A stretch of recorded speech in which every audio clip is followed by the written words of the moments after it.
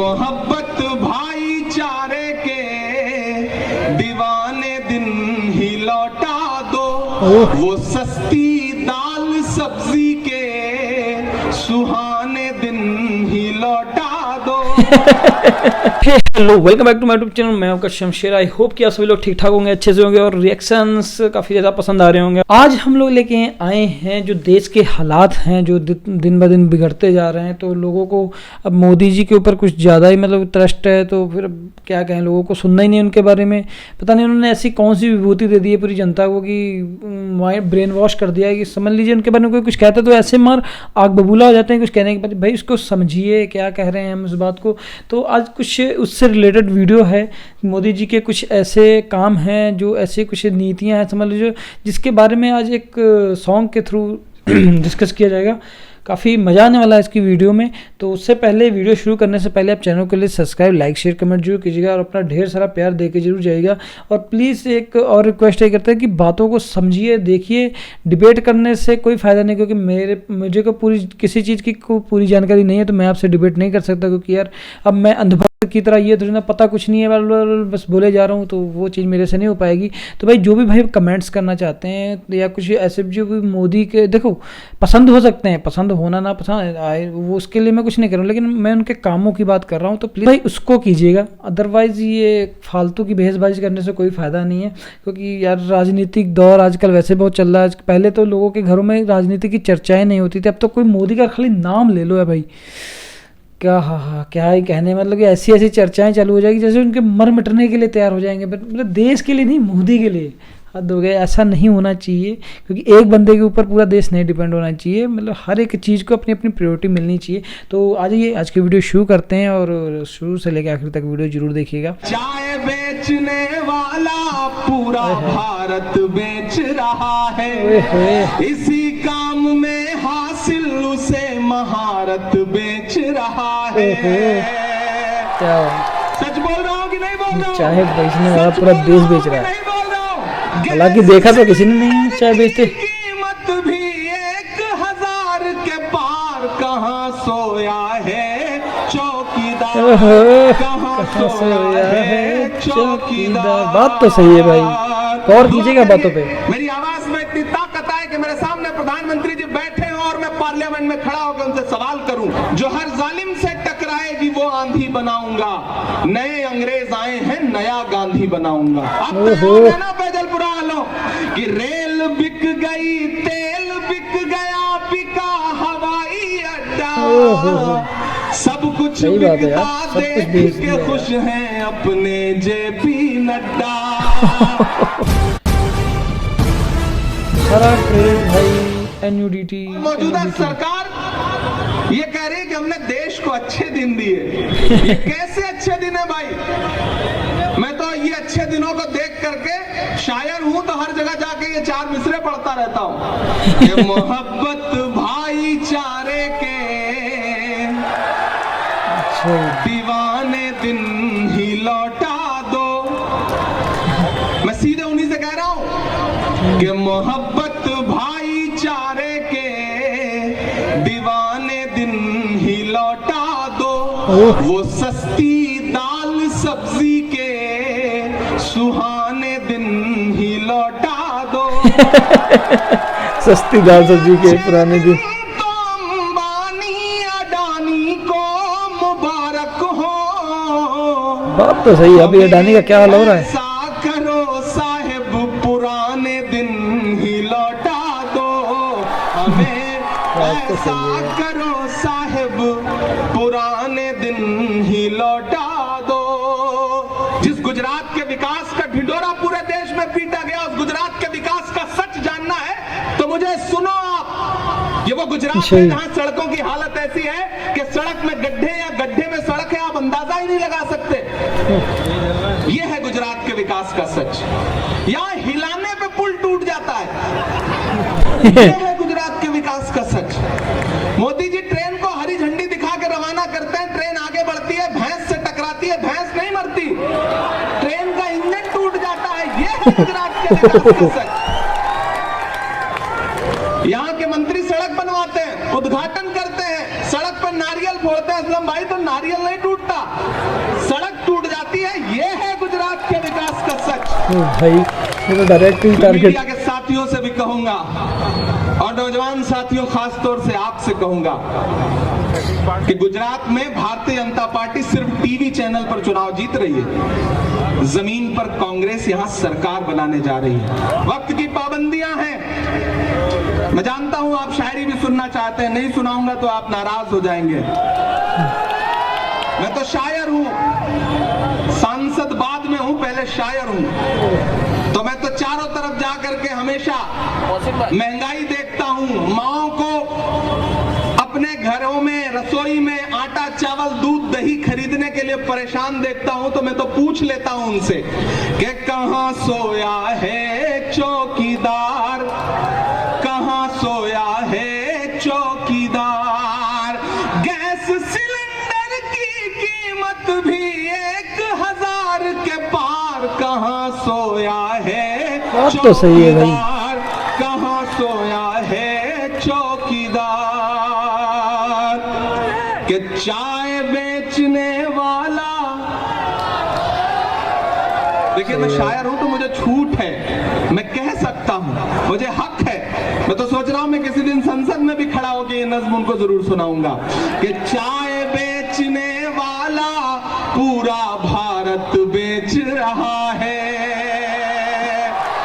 सच बोल रहा हूं कि नहीं बोल रहा हूं? सच बोल रहा हूं कि नहीं बोल रहा हूं? इधर जो लोग खड़े हैं आपका भी समर्थन चाहिए मुझे कि चाय बेचने वाला पूरा भारत बेच रहा है। इसी काम में हासिल उसे महारत बेच रहा है। रेल बिक गई, तेल बिक गया, बिका हवाई अड्डा। अब तैयार है ना पैदलपुरा वालों कि रेल बिक गई, तेल बिक गया, बिका हवाई अड्डा। सब कुछ बिकता देख के खुश हैं अपने जेपी नड्डा। सबके धो दिया एक तरह से। महंगाई की मारी करती हाहाकार, कहां सोया है चौकीदार। इस मुल्क में दो ताकतें हैं। एक ताकत वो है जो सोचती है कि मुल्क उसकी तानाशाही से चलेगा, मुल्क उनकी मर्जी से चलेगा। लेकिन एक तरफ वो ताकतें खड़ी हैं जो ये कह रही हैं कि मुल्क डॉक्टर बाबा साहब भीमराव अंबेडकर के संविधान से चलेगा, जो ये कह रहे हैं कि मुल्क महात्मा गांधी के विचारों से चलेगा, मौलाना आजाद के सपनों से चलेगा, ये मुल्क पंडित जवाहरलाल नेहरू के ख्वाबों से चलेगा। और उसी मिशन को लेकर के, उसी ताकत को लेकर के, नफरत के खात्मे के लिए एक शख्स है जो पिछले 83 दिन से हर रोज 25 किलोमीटर पैदल चल रहा है कन्याकुमारी से कश्मीर तक, जिसका नारा क्या है कि नफरत छोड़ो भारत जोड़ो। एक तरफ जब हुकूमतों में बैठे हुए लोग पूरे मुल्क में नफरत फैलाने में लगे हैं, ऐसे वक्त में एक अकेला नेता इस देश में जो सीना ठोक के कह रहा है कि मैं आरएसएस की नफरत की राजनीति के खिलाफ खड़ा हूं। मैं देख के आया हूं उस यात्रा को, मैं शामिल रहा हूं उस यात्रा में, मैं चलता रहा हूं उस यात्रा में, मैं गांधी के गुजरात में खड़ा हूं। इसलिए भी ये बात कह रहा हूं कि मुझसे मीडिया के साथी कहते हैं इमरान साहब आप इस यात्रा के बारे में क्या सोचते हैं, तब मैं कहता हूं कि अगर मैं महात्मा गांधी के दौर में पैदा हुआ होता तो अंग्रेजों के खिलाफ उनके साथ भी पैदल चल रहा होता। लेकिन मैं अगर इस दौर के गांधी के साथ पैदा हुआ हूं, राहुल गांधी के साथ पैदा हुआ हूं, तो मैं उनके साथ भी अपने पैर के छालों की परवाह किए बगैर चल रहा हूं। जो हर जालिम से टकराएगी वो आंधी बनाऊंगा, जो हर जालिम से टकराएगी वो आंधी बनाऊंगा। नए अंग्रेज आए हैं, नया गांधी बनाऊंगा। नया गांधी, इस दौर का गांधी अपने पांव के छालों की परवाह किए बगैर 2000 किलोमीटर से ज्यादा चल चुका है, सिर्फ इसलिए कि मुल्क में भाईचारा आए, मोहब्बत आए, प्यार आए। मेरे भाई 5 दिसंबर को आपको ईवीएम की कतारों में खड़े होना है, पोलिंग बूथ पर जाना है। वीडियो जब पुरानी है थोड़ी सी, तो बुनियादी मुद्दों को याद करके जाइए। याद करिएगा, बटन दबाने से पहले ये याद रहे कि आपके इसी सूबे में 135 से ज्यादा लोगों ने अपनी जान इसलिए गंवा दी क्योंकि भ्रष्टाचार की वजह से एक ऐसा पुल जिसका रखरखाव किया जाना था वो पुल ढह गया और 135 लाशें बिछ गईं। ये याद रखिएगा, लेकिन उससे ज्यादा ये बात याद रखिएगा कि जब 135 लाशें बिछी थी, मोरबी में कफन सिले जा रहे थे, तो हुकूमत का फर्ज यह था कि पूरा प्रशासनिक अमला, मुख्यमंत्री, प्रधानमंत्री जी खुद यहां थे, वो सारे के सारे मोरबी में मौजूद होने चाहिए थे। लेकिन अफसोस, देश का हाकिम दिन में 3 बार कपड़े बदल के उद्घाटन कर रहा था। याद रखिएगा इस बात को, याद रखिएगा इस बात को। असलम साहब मुंबई से आए हैं, वो मंजर याद रखिएगा कि शाहरुख खान के बेटे आर्यन के पास से 5 ग्राम ड्रग्स की बरामदगी दिखा करके टीवी चैनलों पर सरकारी एजेंसियों ने जो तमाशा करवाया था उसे याद रखिएगा। लेकिन फिर यह भी याद रखिएगा कि इसी गुजरात के मुद्रा पोर्ट पर हजारों हजार करोड़ के ड्रग्स पकड़े गए और मीडिया में बात तक नहीं हुई। नहीं, ये तो सस्ता भाई, याद रखिएगा, ये तो खबर याद रखिएगा। नौजवान साथियों, आप खास तौर से याद रखिएगा कि यह गुजरात है जहां 40 लाख रजिस्टर्ड बेरोजगार हैं और आप जब नौकरी पाने की तलाश में पर्चा भरते हैं तो पर्चा देने से पहले पेपर लीक हो जाता है, लगातार पेपर लीक हो रहे हैं। याद रखिएगा, याद रखिएगा बटन दबाने से पहले कि ये गुजरात है, यहां शराबबंदी है, लेकिन इसी गुजरात में एक दिन में जहरीली शराब पीने से 70 से ज्यादा लोग अपनी जान गंवा देते हैं। और जब मैं और कांग्रेस के बाकी सांसद पार्लियामेंट में खड़े होकर के उस दौरान सरकार से कहते हैं कि जवाब दो इन 70 मौतों का गुनहगार कौन है, तो सरकार कहती है कि हम इस पर बात नहीं करेंगे। याद रखिएगा, जरूर याद रखिएगा, वो आपको भटकाने की कोशिश करेंगे। और उनका एक मुख्यमंत्री आएगा, वो कहेगा कि राहुल गांधी की दाढ़ी तो सद्दाम हुसैन से मिलती है, वो आपको भटकाने की कोशिश करेगा। लेकिन जब उन्हें कहे तो पलट के आप उन्हीं से कह दीजिएगा कि भैया आप भी आईना देख लो, आपकी शक्ल भी मोदी जी के दोस्त नवाज शरीफ के जैसी लगती है। उन्हें कह दीजिएगा, मुद्दों पे डटे रहिएगा, पूछिएगा कि महंगाई कैसे बढ़ गई। आप तो कहते थे कि मैं चौकीदार हूं, मेरे हाथ में देश की तिजोरी सौंप दो, मैं खजाना नहीं लूटने दूंगा। लेकिन मेरी माओ बहनों, ये याद रखिएगा कि आज से 6 साल पहले एक दिन टीवी चैनलों पर वो नमूदार हुए और उन्होंने कहा कि भाइयों बहनों, आज से 500 और 1000 का नोट बंद। जानते हैं क्यों? क्योंकि आपने अपने पल्लू में छुपा करके, रसोई में आटे के डब्बे में छुपा करके जो थोड़े बहुत पैसे रखे थे ना घर वालों से, ताकि बच्चों की किसी मुसीबत में काम आए, उस पैसे को आपसे छीन के बैंक में जमा करवाना था ताकि अपने उद्योगपतियों, दोस्तों का कर्जा माफ किया जा सके, आपको लूट करके अमीरों की तिजोरी भरी जा सके। याद रखिएगा, तब जाइएगा और वोट करिएगा। मैं तो अलग-अलग चारों तरफ सवाल करता हुआ फिर रहा हूं। डराने की कोशिशें की जाती हैं, आवाज दबाने की कोशिशें की जाती हैं। कहा गया है, सुना गया है, कोई न बोले, ज़बान दराजों को मशवरा है, कोई न बोले। अजीब लुकनत पसंद हाकिम से वास्ता है, जो चाहता है, जो सोचता है, कोई न बोले। लेकिन मैं बोल रहा हूं क्योंकि मैं इसलिए जिंदा हूं कि मैं बोल रहा हूं। दुनिया किसी गूंगे की कहानी नहीं लिखती। सही बात है। याद रखिएगा कि जब प्रधानमंत्री जी लाल किले की प्राचीर पर खड़े होकर के महिला सम्मान, महिला सुरक्षा का भाषण दे रहे थे, तो उसी दिन, उसी के 2 घंटे बाद इसी गुजरात में भारत की एक बेटी बिल्किस बानो के बलात्कारी रिहा किए जा रहे थे। याद रखिएगा। अभी 7 दिसंबर से पार्लियामेंट का सेशन शुरू होगा। दुआ करिए मेरी आवाज में इतनी ताकत आए कि मेरे सामने प्रधानमंत्री जी बैठे हों और मैं पार्लियामेंट में खड़ा होकर उनसे सवाल करूं कि प्रधानमंत्री जी, मैं तो तो हिंदी साहित्य का विद्यार्थी रहा हूं। मैं तो संस्कृत का एक सूत्र वाक्य पढ़ा करता था कि यत्र नार्यस्तु पूज्यन्ते रमन्ते तत्र देवता। जहां नारियों की पूजा होती है वहां देवता निवास करते हैं।